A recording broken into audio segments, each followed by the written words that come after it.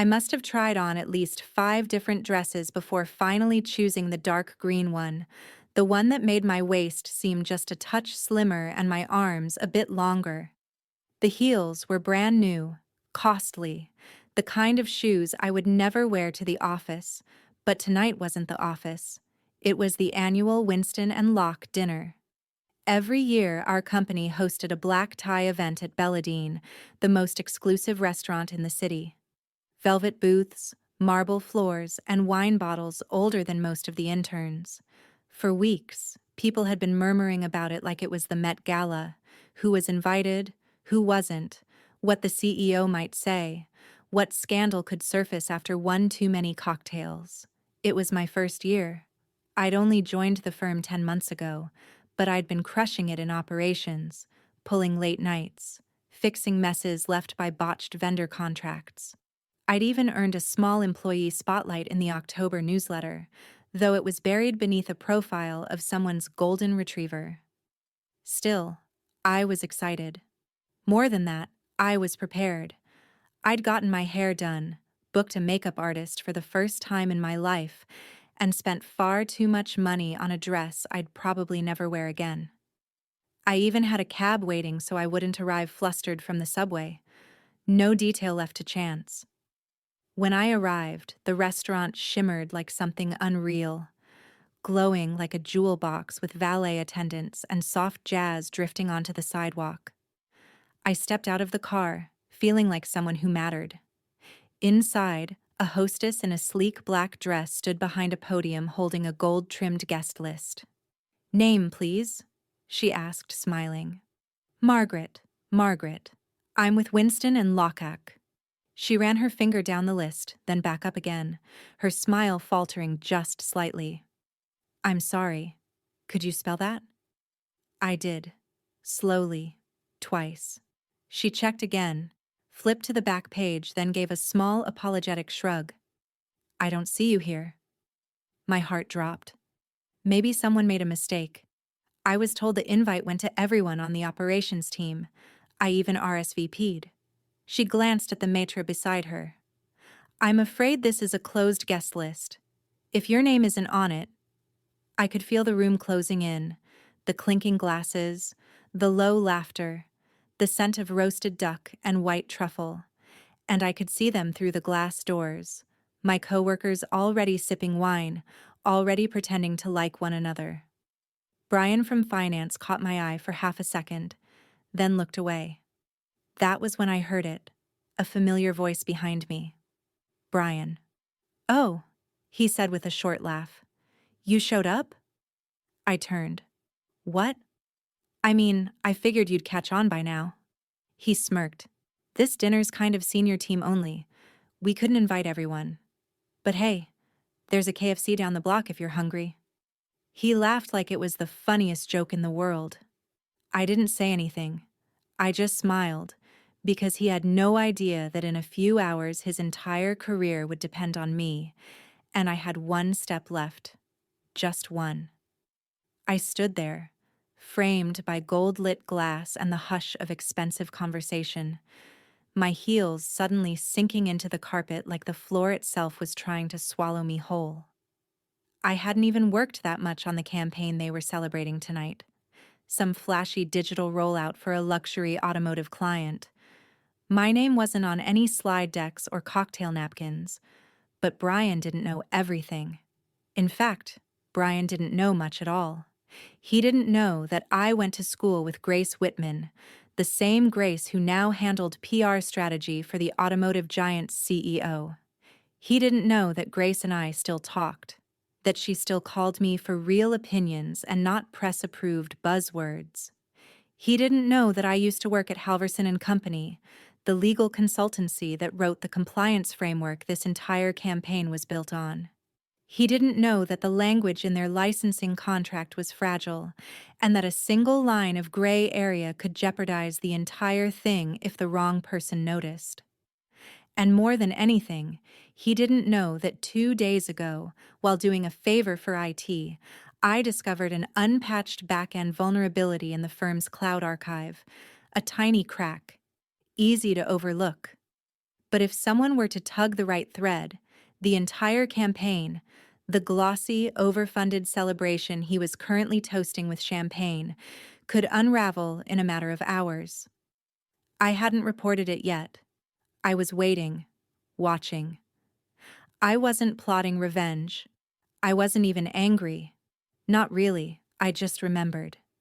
I remembered the way Brian once laughed when I offered to help with the budget models.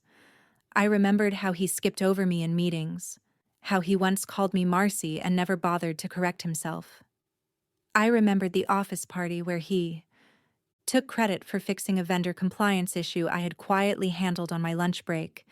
He thought I was background noise, a name he didn't need to learn, a face that would never matter.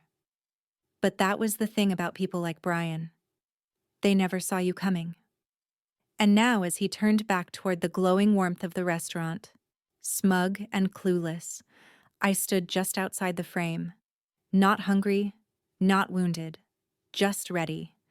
Ready to make one decision, one move, and I hadn't taken it yet. But I would. I should have known better than to expect dignity from Brian. He had always turned needling me into a sport. Small jabs wrapped in jokes, tiny cuts disguised as compliments. It started with where I was from, a small town no one bothered to Google, where kids grew up fast and choices came slow. My dad was a mechanic. My mom worked nights at the Dollar Save. We didn't have vacation homes or networking events. We had casseroles and oil-stained hands, and I was never what you'd call polished. I'd always been soft, softer than most girls, chubby in a way that made me try to vanish in group photos. I didn't own a straightener until college. I only learned what toner was 6 months ago. And even now, even after years of clawing my way up, I still catch myself pulling my stomach in when I pass glass windows. Still here, the way Brian once said. You've got such a friendly face. You remind me of a lunch lady. I laughed then, pretended it didn't sting, just like I did now. You could try KFC, he said again, his voice slick with mock sympathy.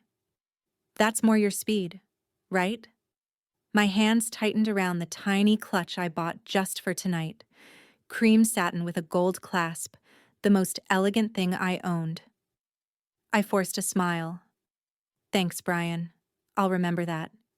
He smirked, already turning toward the lobby, toward the warm lights and flowing champagne, toward the people who mattered. But what he didn't know, what none of them knew, was that I wasn't just a nobody in operations. I wasn't a mistake on a guest list or a filler name on an internal memo. I was the reason the Henderson contract moved forward last quarter. I was the one who flagged the offshore clause they nearly missed, the one that would have left the company open to litigation from 3 different countries. I was the one who quietly looped in the senior legal team through a friend at Durham and Stratton and saved the entire quarter's numbers. But they never asked. They never noticed. And now Brian had chosen to humiliate me, to laugh at me, to treat me like I didn't belong. It was a mistake, because I was done being quiet. And soon, very soon, Brian would understand exactly how much I'd been holding back. Just one step, one email, one conversation, one truth placed into the right hands. That was all it would take. And I had it sitting in my pocket. I still remember the sound the front door made when it closed. That hollow wooden thud that meant no one else was home. Our house in Willowbend was never much to look at. Peeling white siding, a driveway that turned to mud every spring, but it was ours. My father bought it with a VA loan, the one thing his service gave him that actually lasted. My mother filled it with secondhand furniture and endless hope, and I grew up inside it, watching mold creep across the ceiling like a slow bruise and pretending the heat still worked after October. When my father died suddenly and the medical bills came for my mom, we didn't have time to be sentimental. I was 22. I signed the papers myself. We sold the house for just under $90,000. That money was supposed to go to rent, food, a car, survival things. But I did something else. I bought a foreclosure on the edge of a gentrifying neighborhood. I spent 6 months fixing it up with my own hands, learning everything from YouTube tutorials and gruff contractors who assumed I was someone's girlfriend. I rented it out for double the mortgage. Then I did it again and again. By the time I was 25, I owned 3 properties and carried no debt. My taxes were messy. My fingernails were always chipped. But I had something no one could take from me: leverage. I didn't talk about it much. People got strange when the chubby girl from nowhere had money, or worse, when she was smarter with it than they were. The first person who really saw me was Mr. Harrow. I'd enrolled in a local community business program just to make sure I wasn't messing up my accounting. He was a guest speaker on logistics strategy, and I asked him a question after class about distribution bottlenecks. He studied me for a long moment, then said, "You're not just managing cash. You're building something, aren't you?" I shrugged. "I want to run something of my own someday. A firm. Maybe even a logistics consultancy." "You will," he said, without hesitation. "You already think like a manager, not just top down, but inside out." That sentence stayed with me. Every job I took after that, including Winston and Locke, was chosen carefully. I didn't need the paycheck. I needed the experience, the structure, the dysfunction. I wanted to learn how big companies worked and how they broke. I watched middle managers play power games. I watched upper leadership panic when a client changed their mind. I saw what happened when one fragile ego poisoned an entire project, and I started to see how I'd do things differently, how I'd lead, how I'd build. So when Brian joked about KFC, when he treated me like a disposable administrative error, he wasn't just mocking my dress or my weight or my background. He was mocking everything I'd survived, everything I'd earned, everything I'd been quietly preparing. I didn't fight back that night. I didn't scream. I didn't cry. But I did make a call the next morning, one that would turn the ground beneath Brian's feet into quicksand. Because I was done being the girl they forgot to include. I was ready to be the woman they answered to. I didn't sleep much that night. Not because I was angry. Not exactly. The anger had already passed. What came after was colder, quieter, clarity. They hadn't just left me off a list. They'd made it clear I didn't belong, at least not in their eyes. But I didn't need to shout or burn the place down to make my point. I just needed to leave and take everything I knew with me. At 8:03 the next morning, while the others were still recovering from their wine-soaked victory toasts, I opened my laptop and typed a short message. Subject: coffee. "Hi, Natalie. I'd love to catch up. Are you still looking for someone to lead implementation over at Stratfield Group? Let me know." Natalie Tran was the operations director at Stratfield, one of Winston and Locke's main competitors. We'd met at a networking panel last spring and clicked instantly. Unlike Brian, she remembered my name, and unlike the smug inner circle I'd been orbiting for nearly a year, Natalie actually listened when I spoke. Her reply came 20 minutes later. "Yes, let's talk today. I've been hoping you'd reach out." By the end of the week, I'd signed a new contract, senior operations associate, client-side strategy, flexible hours with a clear growth path. They didn't lowball me. They didn't ask where I came from. They asked what I wanted to build. And I told them. Stratfield was different. The team was sharp, hungry, and kind. Here were no performative meetings, no ego battles. Everyone carried their weight. Everyone gave credit.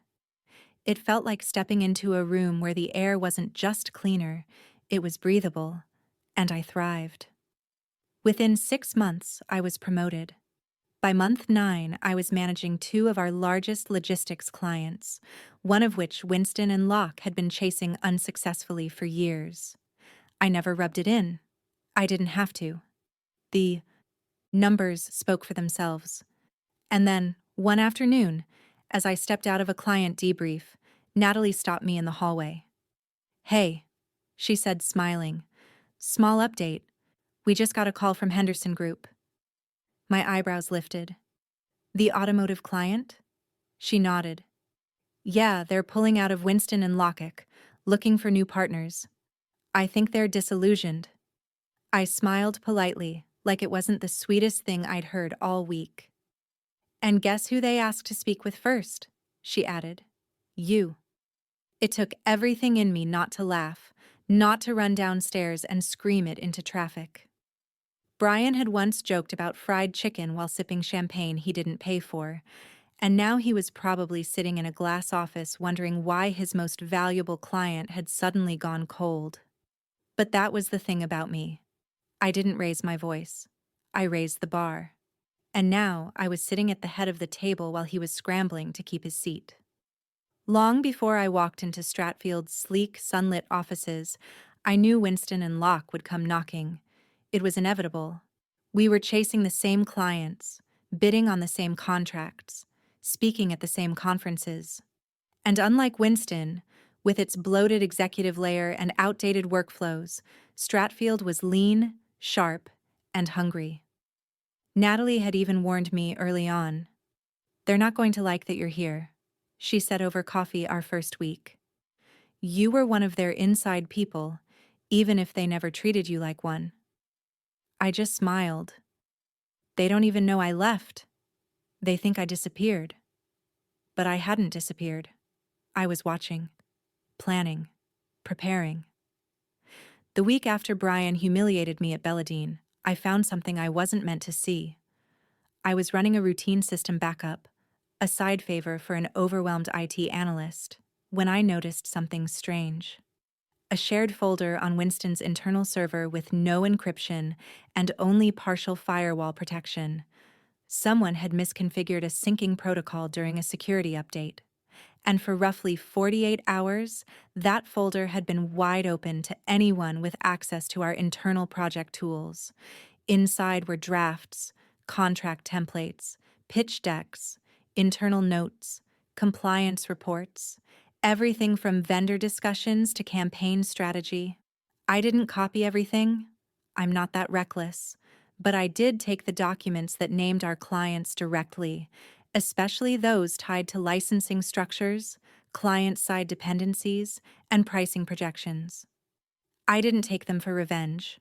I took them because I knew I'd need them one day. And now that day had arrived.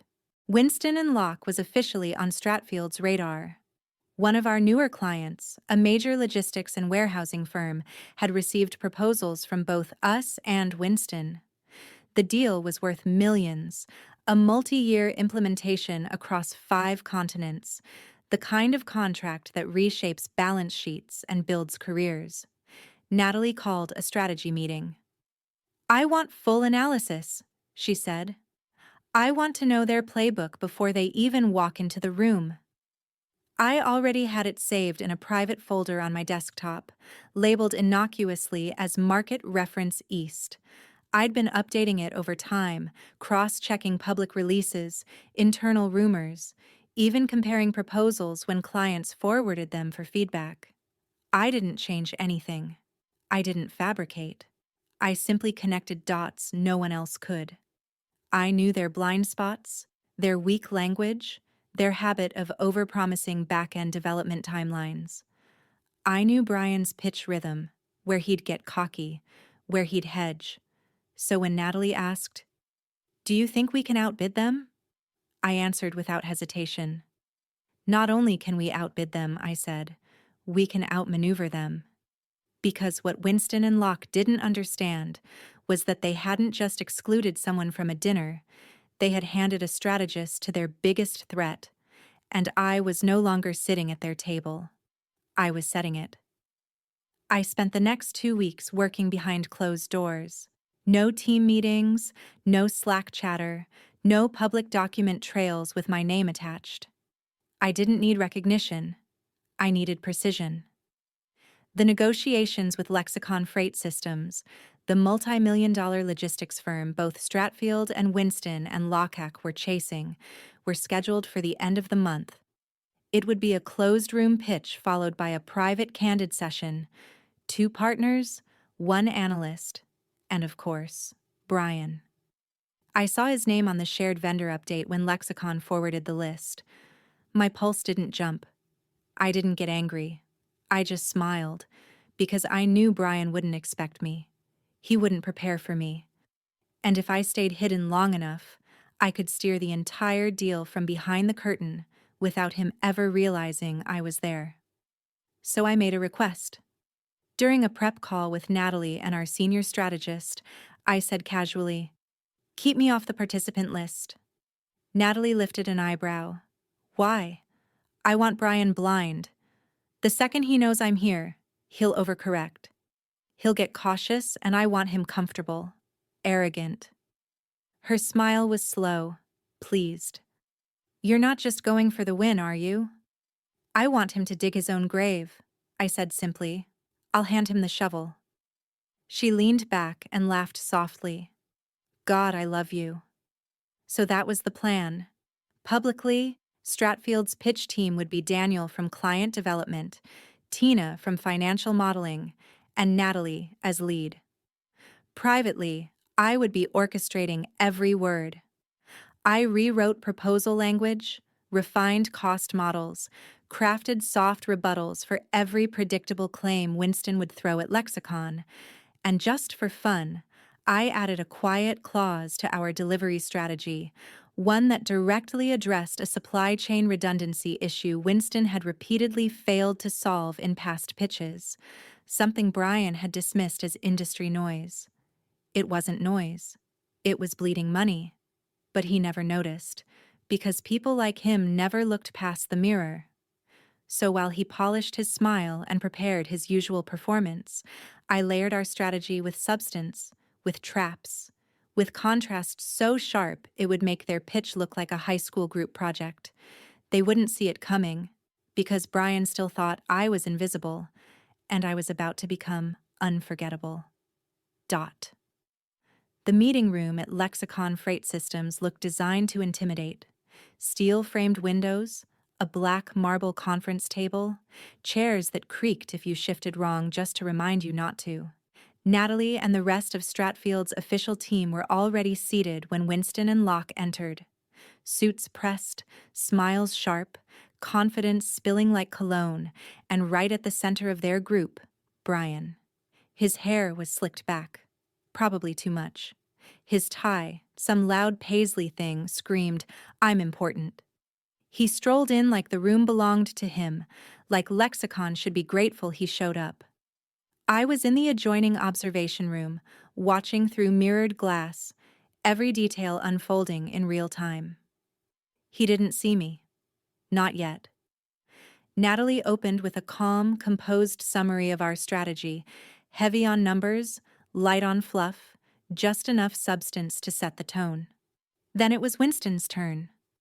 Brian cleared his throat, did that insufferable casual nod he thought made him look relatable, and launched into his pitch. I recognized every line. I'd written most of them a year earlier. But then he pivoted. He pulled up a new slide, one I'd never seen before, and the moment it appeared, I nearly laughed out loud. It was a modified logistics efficiency projection, color-coded, glossy, and completely wrong. I blinked, then leaned closer. He'd reused an old model, one that had been flagged for faulty input ranges during Q3 last year. I remembered the incident. He never fixed it, just renamed the file and buried it in another deck. And now he was presenting it to Lexicon as real-time data. Natalie glanced toward the mirrored glass just once, and that was my cue. I stepped into the room. Every head turned.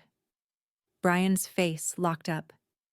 He tried to cover it with a smirk, but his eyes widened just enough to betray him. "Margaret," he said, like the name didn't belong in his mouth. "Good to see you again," I said, taking the seat directly across from him, calm, polished, intentional. I wasn't aware you were with Stratfield. I asked not to be on the attendee list. I replied lightly. Surprise. One of the lexicon executives shifted in his chair, suddenly interested. Ms. S. has been overseeing our comparative review. She's quite thorough. Brian flinched, then tried to recover. Well, he said, snapping his report shut, I'm sure she'll appreciate our projections. I took the remote and pulled up a second version of his chart. This projection, I said, pointing to the screen, uses outdated cost curves from 2 fiscal years ago. It also fails to account for Lexicon's expanded European corridor, which you've incorrectly modeled as a static cost line. He opened his mouth, then closed it. Also, I continued, advancing the slide, you've omitted currency fluctuation factors from the South American routes, which, as you know, could shift net efficiency by up to 17%. Silence. I turned to Lexicon's team. At Stratfield, we reran the numbers using real-time corridor data and dynamic adjustment curves. We'll email you the full simulation model after this. Brian's face darkened, his jaw tightening so hard I thought it might crack. Margaret, he muttered, we can talk about this later.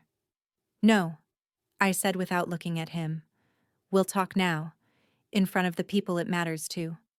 He looked at Natalie, then at the lexicon team, and for the first time since I'd known him, Brian had nothing clever to say, because I hadn't just caught him making a mistake, I'd caught him doing what he always did, cutting corners and hoping no one sharp enough would notice, except someone had, and now he was cornered exactly where I wanted him. Brian didn't bother hiding his fury. The moment the meeting adjourned, he nearly slammed his laptop shut, teeth clenched so tight they might shatter. His handshake with the lexicon executive was stiff and rushed, like a man who wanted to run but had nowhere left to go.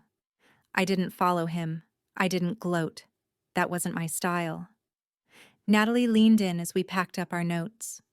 Think he'll recover from that? I gave her a thin smile. Only if someone hands him a new personality. Later that afternoon, back at Stratfield HQ, the mood was light, almost celebratory. But I didn't uncork the champagne yet. Not because I wasn't confident, I was, but because I knew Lexicon wasn't finished.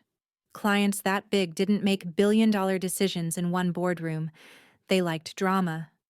And right on cue, it came the next morning. A sleek envelope, hand-delivered by a courier dressed like he'd stepped out of a movie. Inside was a single letter embossed with the Lexicon seal, addressed to strategic partners from the Executive Board of Lexicon Freight Systems. Following yesterday's preliminary presentations, the board has elected to extend the selection process. Both Stratfield Group and Winston & Locke will be invited to deliver final proposals at an exclusive negotiation summit this Friday. Location: the Imperial Room, Blackstone Grand Hotel. Time: 11 a.m. Format: private presentation, closed confidential evaluation. Natalie raised an eyebrow. The Blackstone Grand, she said. That's the most expensive hotel in the city. I finished it for her. Of course they want a show. They were about to get one. We spent the next 3 days preparing like we were heading into battle. Every slide, every answer, every whisper of data had to be razor sharp. But this time, it wasn't just about content. It was about presence. Lexicon had already seen me in a cornered room calling out mistakes. Now they would see me owning the room. Meanwhile, word traveled fast. By Wednesday afternoon, we received confirmation from a third-party contact that Winston & Locke was in complete disarray. Brian had reportedly screamed at his analyst. There were quiet murmurs that someone from compliance was now reviewing his numbers. Too little, too late. And Brian himself hadn't reached out. Not a single message. Not a snide email. Not even a cryptic jab. Which told me everything I needed to know. He wasn't regrouping. He was panicking. And come Friday, he'd have to walk into the most prestigious conference room in the city and pretend he hadn't been outmaneuvered by the background girl he once laughed out of Belladine. I wasn't chasing revenge. I was building a legacy. Friday arrived with surgical precision. The Blackstone Grand rose above the city like a temple. White columns, gold trim, staff trained to make you feel wealthy just by proximity. The Imperial Room sat on the top floor, wrapped in glass with a panoramic view of downtown, like the city itself was holding its breath. I arrived early, not because I needed time, I was ready, but because I wanted to watch Brian walk in. This time, I wasn't behind mirrored glass. This time, I was seated at the table. The final participant list had been submitted to Lexicon's legal team 2 days earlier. Stratfield had requested to lead the joint review of all prior reports, including Winston and Locke's revised model. And when their admin called to ask if Brian should be included, I answered plainly, "No." There was a pause. "May we ask why?" "Because he's unable to submit a report," I said calmly. "There's no reason for him to be there."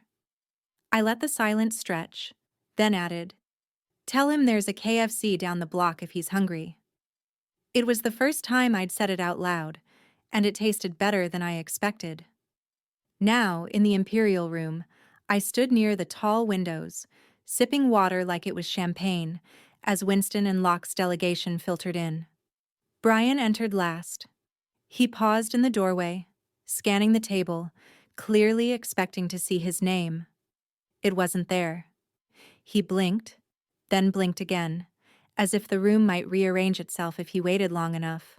Natalie greeted their team with composure, then turned to the Lexicon representative beside her. "We've decided to streamline today's agenda," she said. "Only data-submitting representatives will participate."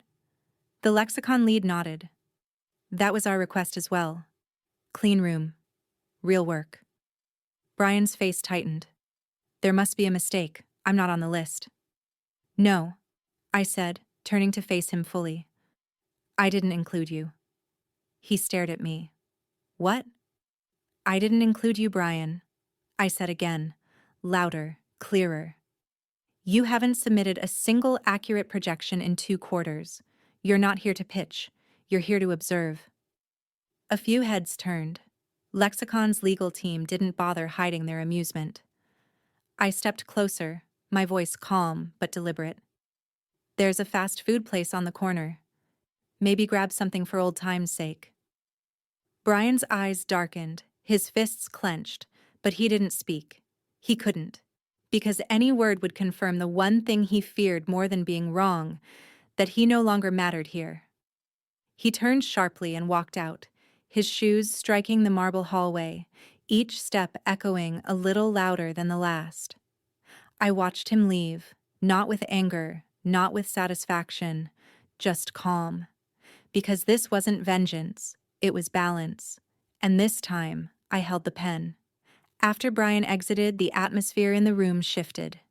It was subtle, like a plane steadying after turbulence. The rest of the Winston and Locke team tried to act as if nothing had happened, but their discomfort clung to them like thick air. You could hear it in their clipped voices and see it in their stiff posture. They were exposed now, vulnerable. I took my seat at the center of the long glass table and opened my laptop. My slides were already cued, clean, precise, unflinching. Lexicon's senior director leaned forward. "Stratfield, you may proceed." I didn't stand. I didn't pace or make dramatic gestures. That wasn't who I was. I clicked to the first slide, an interactive supply chain dashboard I had rebuilt from the ground up, and began to speak. Calm, clear, undeniable. "This is your current logistics model," I said. "What we're proposing isn't just a replacement, it's a reinvention." For the next 40 minutes, I guided them through every layer of our proposal.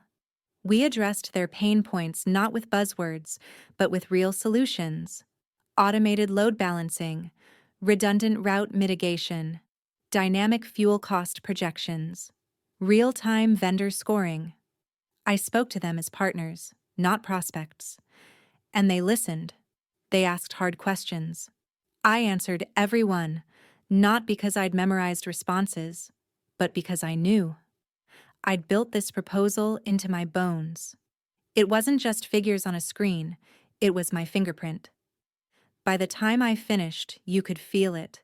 That collective pause when a room has already decided but is still pretending to be impartial. Lexicon's lead stood. Let's break for 10 minutes. We'll reconvene for a final vote.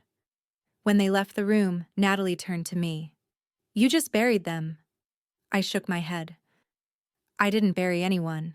She smiled. Then what do you call it? I outgrew them, I said, and finally let them see it. When we returned, Lexicon's senior director didn't hesitate. We'd like to proceed with Stratfield Group, he said simply. Contingent on the implementation timeline and compliance review, we'd like to begin onboarding immediately. A ripple moved through the room. Not gasps, not applause, just quiet awe. Natalie leaned toward me. You want the final word? I stood, smoothed the front of my blazer, and nodded. Thank you, I said, meeting each face around the table. We don't take this lightly. You'll have our full team, full commitment, full transparency, starting today. One of Lexicon's lawyers slid a contract folder across the table.